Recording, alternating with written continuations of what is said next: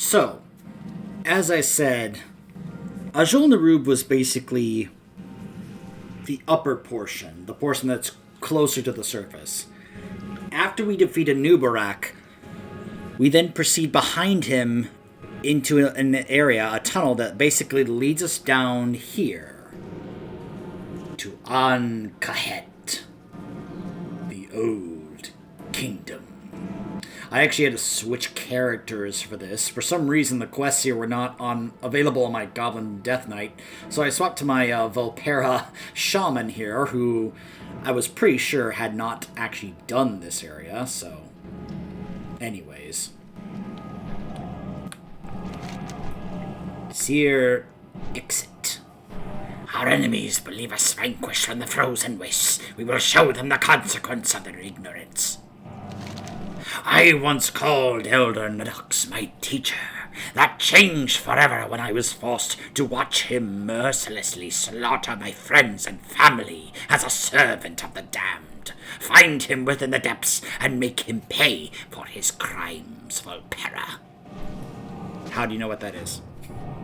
It's always funny encountering these quests that they have certain things in the dialogue where it's supposed to acknowledge what your race is or what your class is, and then you're like, how do you know what that is? Like, they haven't been introduced yet. Anyways. It's the same description as Ajol-Nerub. But this place gives you a much better idea as to what they were going for, or going to go for, when they were going to try and make, like, Ajol-Nerub and such, like, an entire zone and raid and everything. It was going to be so cool and awesome with this, like, Nerubian architecture and everything. And it does make me really excited that they're going to try and go all out with this when we get to War Within and we reach Ahn'Kahet. Because this is Ahn'Kahet, but Ahn'Kahet is where we're heading in the War Within. So, needless to say, I'm quite excited about that. I am unable to carry more of those. Watcher's corpses. Lay a Watcher corpse on the Ahn'Kahet brazier. Flecks of the scaly flesh are falling away before your eyes. Interesting.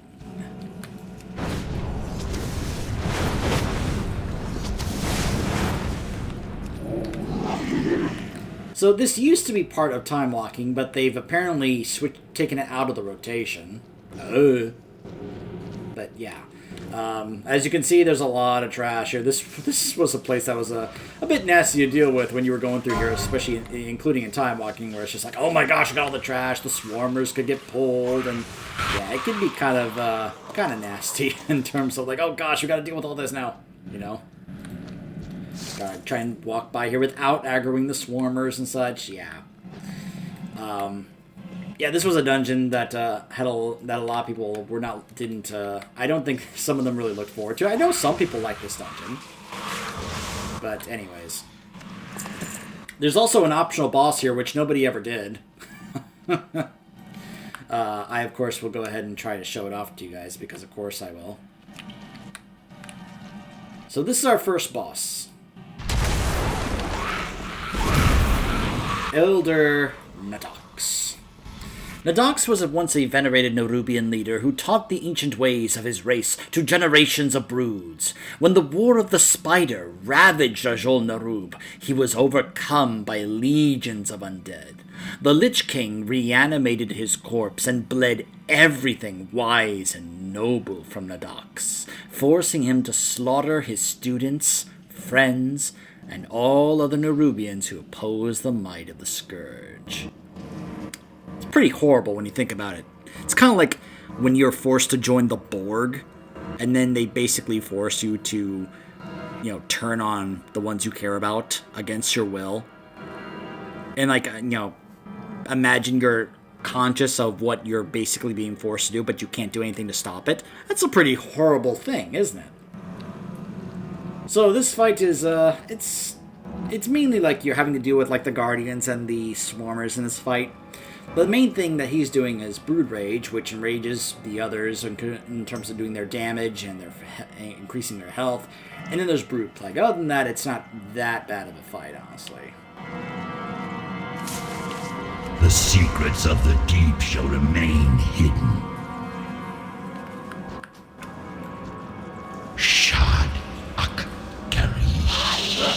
So yeah, this is the main thing where he then goes ahead and starts summoning in swarmers, and there's the buff he gives them.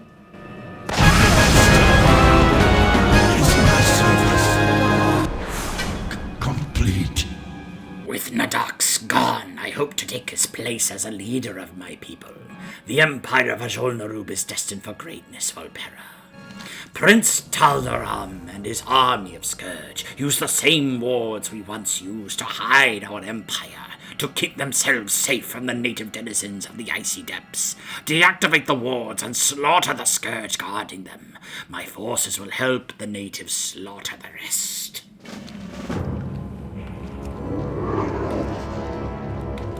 So this is not really an area I can go to, but you can kind of like see in the background some of the like architecture and some of the just glimpses of stuff we could have gotten to like see and experience had this been able to become an entire zone and everything.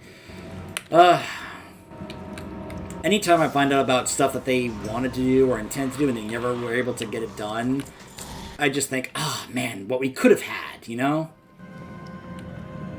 The missed opportunities, the lost potential because of one reason or another they just weren't able to get it done.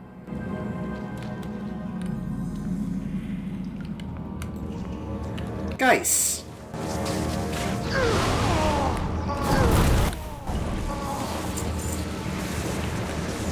So yeah, this area and this trash, these bone grinders, oh gosh.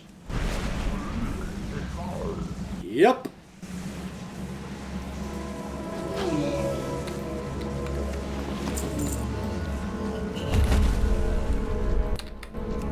The Eye of Taldaram.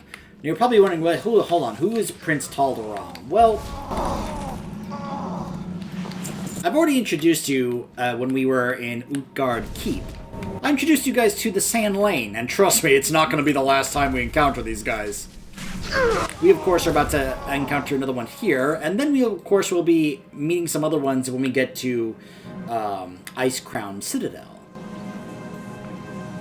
But basically, when you're trying to progress through here, what you're doing here is taking these guys out and then using these ancient Norubian devices as a means to progress, to get through, because, well, obviously we can't get through that. However, there are some things we, you know, well, once we deal with these devices, we're basically going to bring that down.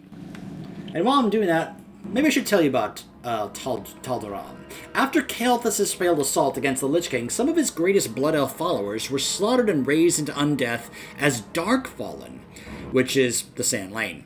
Prince Taldaram and is one of these cunning and bloodthirsty vampiric beings, always seeking to please the Lich King. He has entered the war-torn depths of Ahn'Kahet in search of lost Nerubian relics that can empower the Scourge's murderous ranks.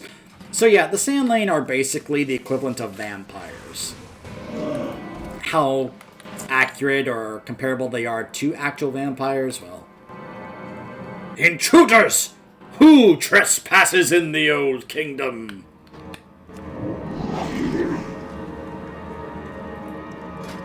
So yeah, this guy definitely has like vampire mechanics in this fight. I actually remember this fight from Time Walking.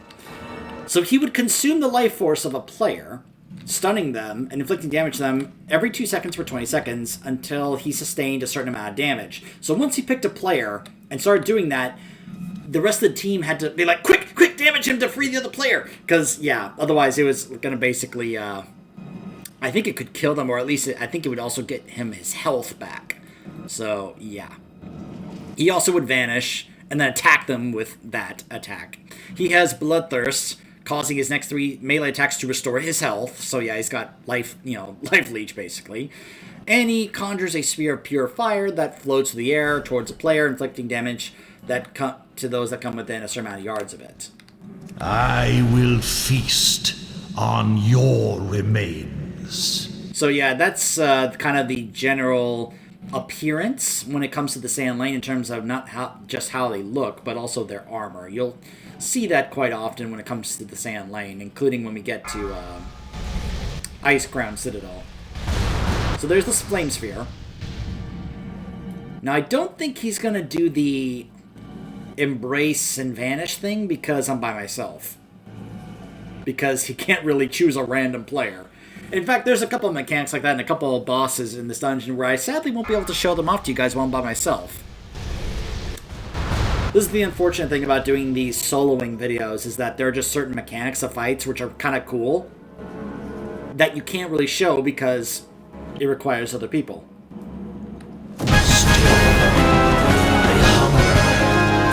Still, I thirst.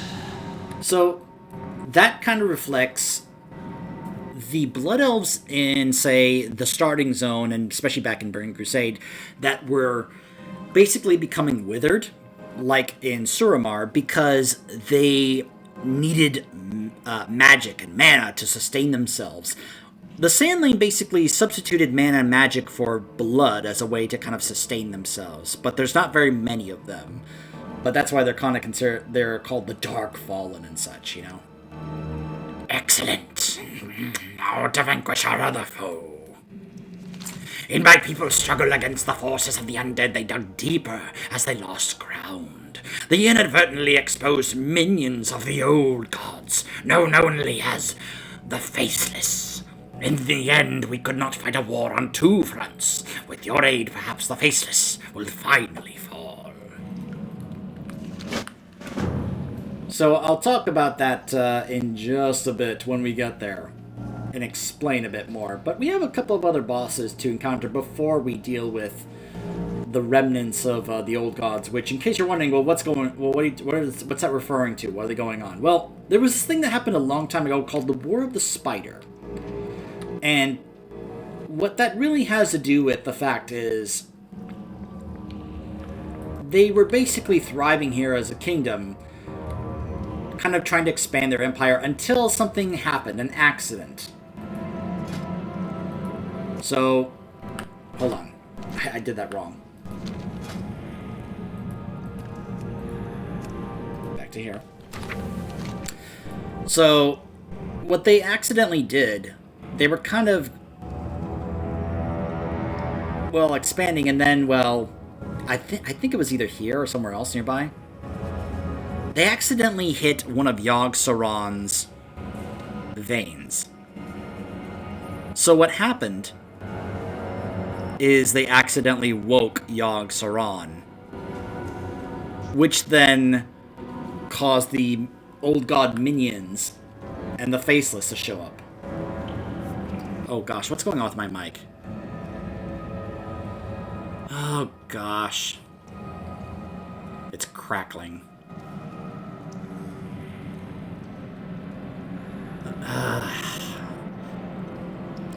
I'm gonna separate this into two parts. Sorry, guys.